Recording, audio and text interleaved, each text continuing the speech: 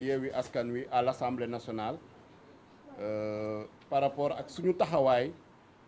ci lu xew Assemblée nationale avènement yi ci mujjee xew mooy commission d'enquête parlementaire ak proposition de loi constitutionnelle ba nga xam ne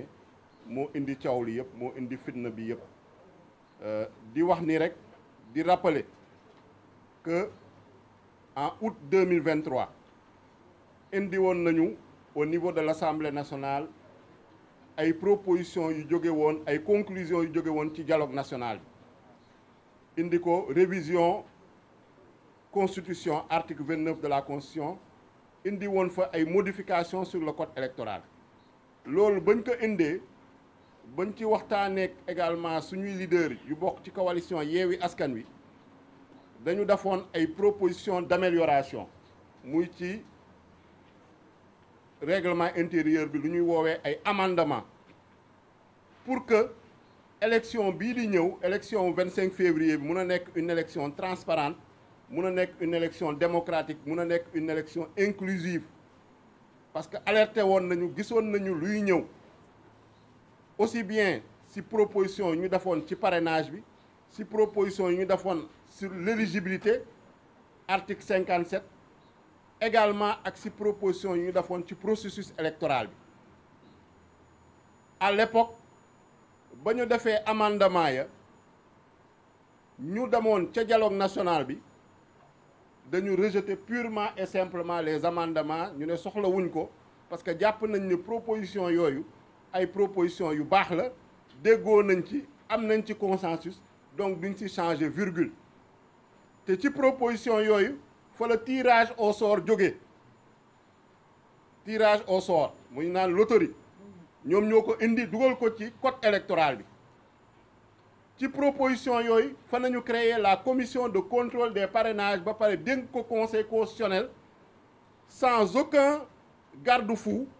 amul dara loo xam ne teg nañ ko pour xool naka nañuy superviser liggéey boobu naka nañuy fexe composition commission de contrôle de parrainage boobu mu nekk une commission boo xam ne ce sera une commission indépendante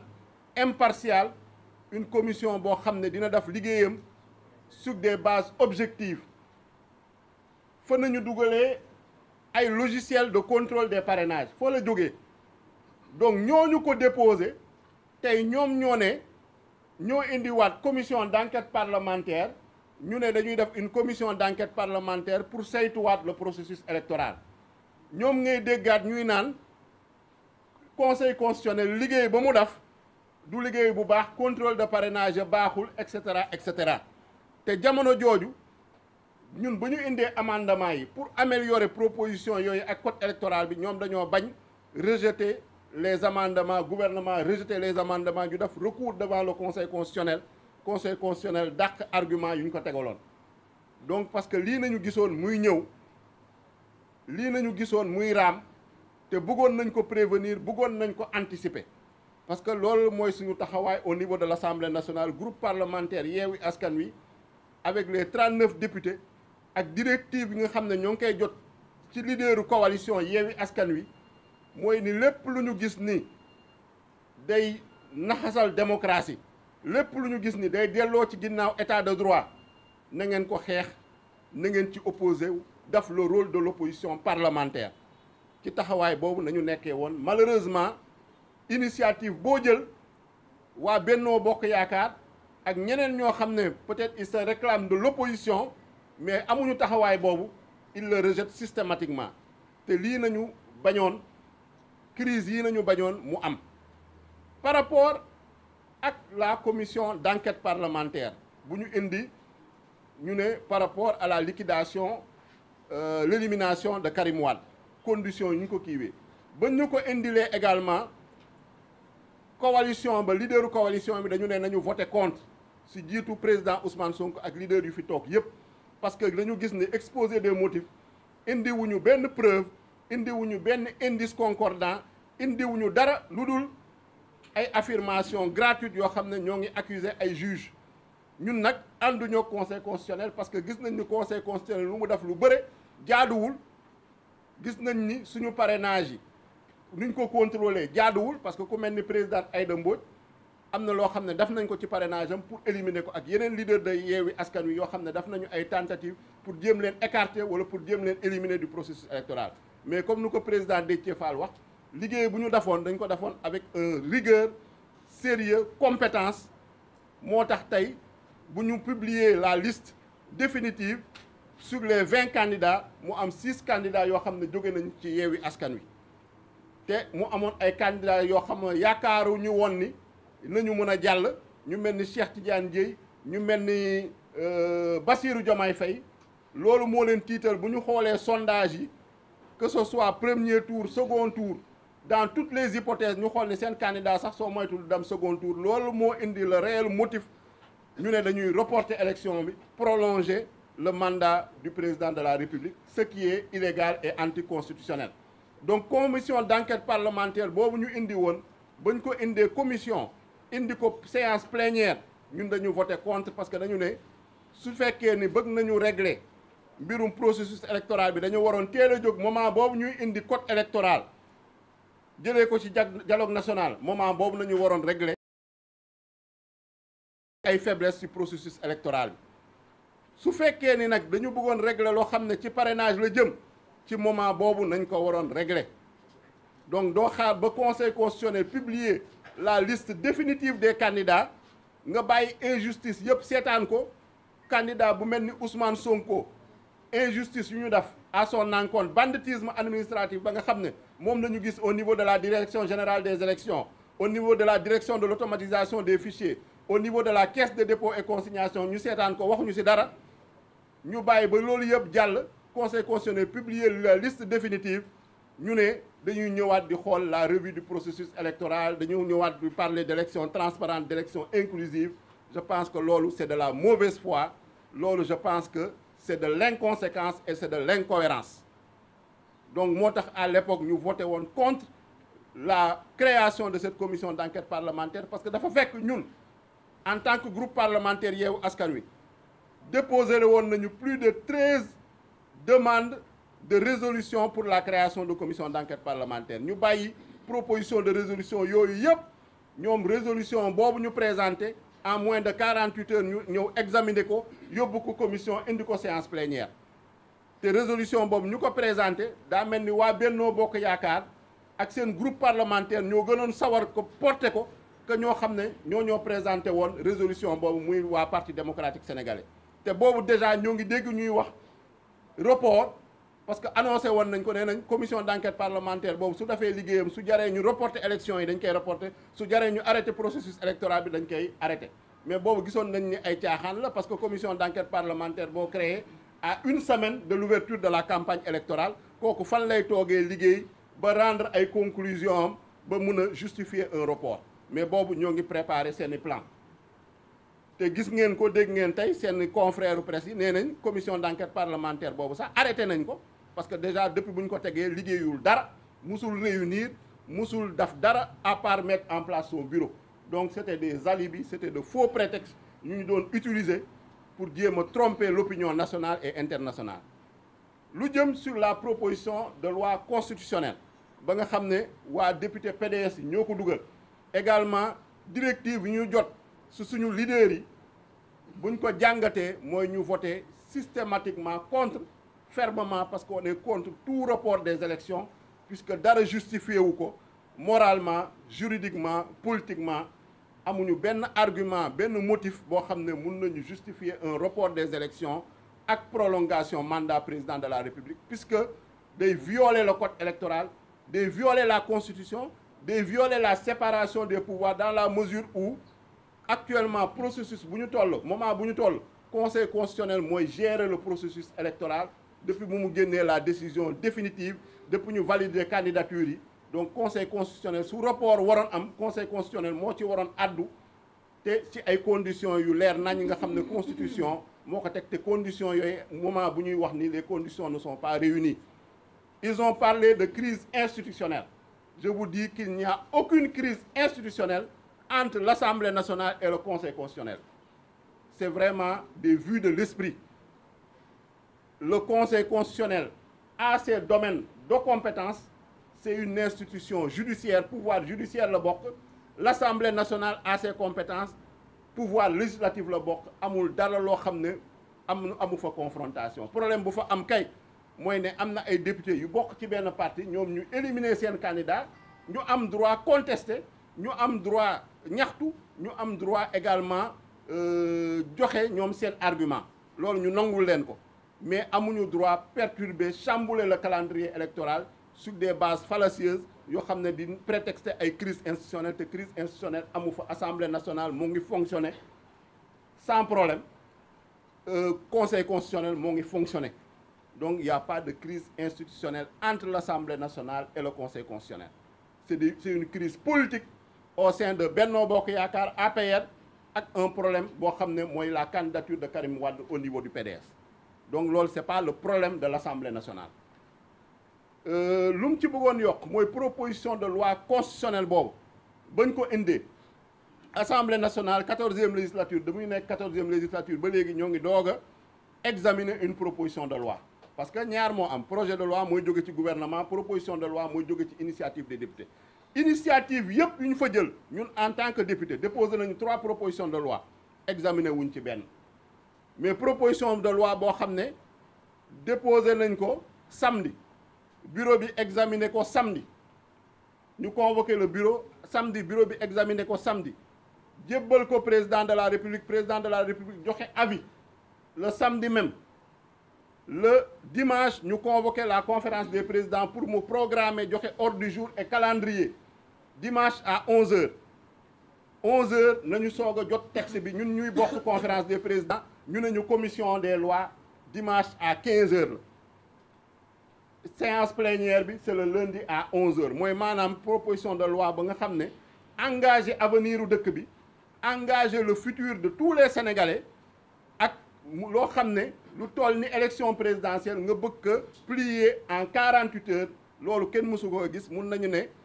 battre na record Guinness en matière d'adoption d'une loi ñun nag bu ñu yeggee commission taxawaay boobu nañ fa am parce que dañu gis ne motifs yi ñu avancé c'est exposé des motifs bi du ay motifs yoo xam ne mën na justifier la révision d'une constitution du motif boo xam ne mën na justifier le report d'une élection du motif boo xam ne mën na justifier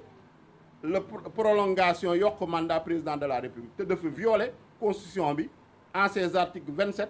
article 30 article 31 ba pare remettre en cause la décision du Conseil constitutionnel mooy décision définitive ba nga xam ne moo établir la liste définitive des candidats donc loolu mënuñu ko woon nangu moo tax ñu voté contre en commission voté également contre en séance plénière loolu mooy doon suñu objectif pour voter contre en séance plénière mais mayuñu ko puisque séance plénière ba ñu ñëwee dañu ñëw commencer poser les questions préalables loolu article 74 du règlement intérieur moo ko maye question préalable mooy loo xam ne balaa ñoo dugg ci fond wu texte bi dañuy laajte ay questions yoo xam ne suñ ko résoudre maanaam texte bi kenn mënu ko examiner sur le fond loolu nañu def au niveau de l'Assemblée nationale ba ñu paree ci question préalable député Yewwi Askan Wi ne léegi nag dañuy def ay observations sur le rapport ba pare soog a dugg discussion générale parce que règlement intérieur u Assemblée nationale noonu la tegee procédure en séance plénière ñoom ñu bañ ñu ne duñ ñu bàyyi ñu débattre dañuy def lu ñuy woowee le vote sans débat le vote sans débat nooy mun a defee révision constitutionnelle ne da ngay def le vote sans débat ñu ne nag loolu duñ ko seetaan duñu bàyyi Assemblée nationale muy salfaañe le règlement intérieur continuer di violer la constitution à travers un vote sans débat ba nga xam ne le règlement intérieur de l'Assemblée nationale prévoiru ko parce que Assemblée nationale kuréel la boo xam ne dañ fay waxtaan dañ fay délibérer dañ fay débattre moo tax ñu sanc Assemblée nationale ñu woowee ñu les représentants du peuple tànn 165 ñoo xam ne fu ne nañ leen jëlee ci Sénégal ak sa diaspora bi indi leen fa pour ñu représenter fa la nation sénégalaise la population sénégalaise donc comme mënul comprendre ñu ne Assemblée nationale dañ koy indil texte révision constitutionnelle ba pare ñu ne ko da ngay def un vote sans débat ñu ne loolu nag mënul nekk parce que règlement intérieur bi mayuñu ko da ngeen di ñu may ñu débat su fekkee ni débat yi minuit lay jeex ñun pare nañ ñëwaat suba pare waat nañ ñëwaat gannaaw suba ba fu mu yem après ñu soog a dem au vote loolu nañu bañ menacer ñu ne ils vont faire intervenir la gendarmerie ñun on a campé sur nos positions parce que positions ñu campé c'est des positions de principe pour défendre le peuple sénégalais, pour défendre la nation sénégalaise, défendre la démocratie, défendre l'état de droit. Parce que gis nañu proposition de loi constitutionnelle boobu lépp loo xam ne constitution la lépp loo xam ne code électoral la mu ngi koy violé te loolu tamit mënuñu ko seetaan en tant que représentant du peuple. fa nañu jëlee la malheureuse décision dugal fa GIGN ak gendarmerie expulser député opposition bi particulièrement les députés du groupe parlementaire Yewwi Askan Wi expulser leen de manière violente, de manière brutale, en violant la Constitution, en violant le règlement intérieur de l'Assemblée nationale. te loolu le président de l'Assemblée nationale moo jël responsabilité malheureusement Amadou Mame Diop, il faut le nommer, en complicité avec le groupe parlementaire Benno Bokk Yaakaar et le groupe Liberté, Démocratie et Changement. tere ñu participer au vote ñëpp di ko seetaan àddina yëpp di ko seetaan. Parmi certains députés sama collègue bi Ismaïla Diallo il a été violemment tabassé par des gendarmes, brutalisé. yeneen députés yi jigéen ñi mag ñi ñu brutaliser leen, ñenn ñi ñu séquestrer leen. Man dañ ma séquestrer pendant plusieurs minutes dans loo xam ne genre cellule la woon pour ñu empêcher participer ñu au vote. Et dans ces conditions ñu bëgg ne ce vote là est démocratique, ce vote là est légal, ce vote là est légitime. nga xam ne loolu dara jaaru ci yoon. Non seulement ils ont violé la constitution sur le fond, mais sur la procédure également bu ñu utiliser pour voter ce texte de loi constitutionnelle dañoo violer le règlement intérieur et la constitution. buñ ci paree nag lu ñu santoon également en rapport avec les leaders de la coalition Yewwi Askan Wi, on a fait un recours devant le conseil constitutionnel. Dans les meilleurs délais nañu def recours boobu déposer ko te yóbbu ko conseil constitutionnel pour que conseil constitutionnel jël ay responsabilités, annuler cette loi qui est contraire à la constitution, te loi ba nga xam ne qui viole le protocole de la CEDEAO sur la démocratie et la bonne gouvernance. Parce que suñuy fàttali ko protocole boobu moo ne kenn amul sañ-sañ changer les règles du jeu électoral à moins de 6 mois avant les élections su fekkee ni acteurs yi déggoowuñu seen biir, acteurs politiques yi. kenn amul droit également modifier le calendrier électoral. loolu protocole CEDEAO bee ko wax. constitution bi nag yaakaar naa ni article 27 leer na nañu kenn amul sañ-sañ yokk mandat président de la république, kenn mënu kaa wàññi. te conseil constitutionnel rappelé na ko en 2016. te article 27 boobu article 103 moo ko verrouillé ba pare ñu jël caabi boobu sànni ko géej. kenn mënu kaa laal clause d'éternité, clause d'intangibilité. Donc conseil constitutionnel yaakaar naa ni moom moo am la responsabilité historique de rétablir le droit, moom moo am la responsabilité historique de sauver la démocratie sénégalaise, moom moo am la responsabilité historique de préserver le caractère républicain de l'État du Sénégal. te suñu requête bu ñu fa déposer loolu nañu ñaan, loolu nañuy réclamer, ni plus ni moins. Également les candidats ont déposé un recours devant la Cour suprême pour attaquer décret ba nga xam ne Macky Sall moom la jël le samedi pour annuler la convocation du corps électoral le 25 février. Donc lu ñuy wax yaakaar naa ni en tant que groupe parlementaire Yewwi Askan Wi mooy que cette loi-là soit annulée et qu'on respecte le calendrier républicain, que les élections se tiennent à date échue le 25 février 2024. su fekkee ne dañu bëgg dëkk bi dal, dëkk bi am jàmm, dialogue bu ñuy wax am, il faut que ñu respecter le calendrier républicain. yaakaar naa ni looloo fi indi le non respect du calendrier républicain moo indi fitna, moo indi xiiroo beeg ŋaayoo bi, te également ñuy respecter les droits et les libertés des citoyens. Parce que ñoo ngi solidaire ak toutes les initiatives qui sont prises par les syndicats, par la société civile, par le secteur privé, toutes composantes de la nation confondues, étudiants yi di ñaawlu rey yu ñuy rey les jeunes manifestants ak les citoyens sénégalais, di leen présenter en tout cas à leur famille suñu condoléances, di leen jaale seeni famille,